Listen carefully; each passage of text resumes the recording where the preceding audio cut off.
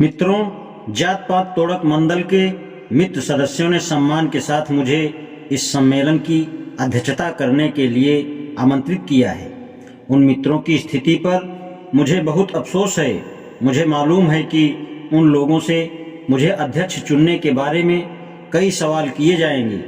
मंडल से पूछा जाएगा कि लाहौर में क्या कोई ऐसा योग्य व्यक्ति नहीं था जो अध्यक्ष चुनने के लिए बंबई तक दौड़ना पड़ा।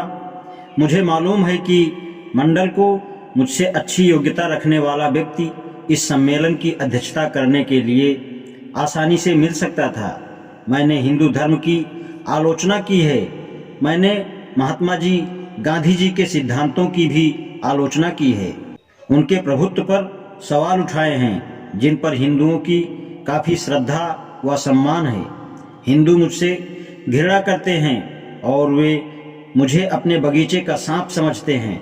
मैं समझता हूं कि राजनीतिक विचारों के हिंदू जात पात तोड़क मंडल से यह सवाल जरूर करेंगे कि उन्होंने इस सम्मानजनक पद के लिए मुझे चुनकर हिंदुओं का अपमान क्यों किया। धार्मिक हिंदुओं को तो यह कतई पसंद नहीं आएगा, क्योंकि सवर्ण हिंदुओं के सम्मेलन में संबोधन के लिए मुझे चुना जाना हिंदू शास्त्रों की मर्यादा व आदेशों के खिलाफ है। शास्त्रों के अनुसार 3 वर्णों में ब्राह्मण को ही गुरु स्थापित किया जाता है। वर्णानाम ब्राह्मणो गुरु, यह शास्त्रों का निर्देश है। इसलिए मंडल यह जानता है कि एक हिंदू को किससे अपनी विद्या लेनी चाहिए और किससे नहीं। शास्त्र हिंदुओं को इस बात की बिल्कुल आज्ञा नहीं देता है कि वे किसी को सिर्फ इस आधार पर अपना गुरु मान लें कि वह बहुत पढ़ा लिखा व योग्य है। यह बात महाराष्ट्र के एक ब्राह्मण संत रामदास ने बहुत स्पष्ट कही है, जिनके बारे में कहा जाता है कि उन्होंने शिवाजी को हिंदू राज स्थापित करने के लिए प्रेरित किया था। संत रामदास ने मराठी में लिखी अपनी सामाजिक, राजनीतिक व धार्मिक पुस्तक दासबोध में एक जगह हिंदुओं से सवाल किया है कि क्या तुम किसी अंत्यज अछूत को इसलिए गुरु मान सकते हैं कि वह विद्वान है, और वह स्वयं ही उत्तर देता है, अब यह तो मंडल ही जानता है कि वह बंबई क्यों दौड़ा आया और क्यों उसने एक ऐसे व्यक्ति को चुना जो हिंदुओं के विचार में इतना विरोधी हो और उन्हें इतना झुकना पड़ा कि एक अछूत का चुनाव कर उससे सवर्ण हिंदुओं की सभा में संबोधन करवाना पड़ा।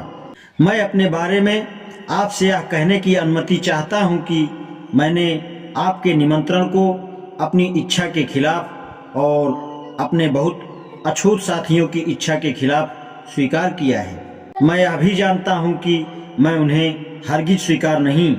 वे मुझे देखना भी पसंद नहीं करते हैं।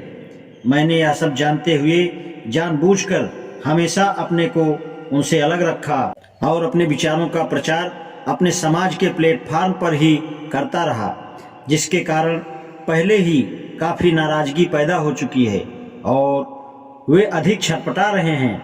मेरी यह बिल्कुल इच्छा नहीं है कि हिंदुओं के प्लेटफार्म पर खड़े होकर उनके सामने वह कुछ कहूँ जो मैं उनके पीछे उनको सुनाता रहा हूँ। यदि मैं यहाँ सम्मेलन में मौजूद हूँ तो यह मेरी अपनी इच्छा के कारण नहीं, बल्कि आपके चुनाव के कारण हूँ।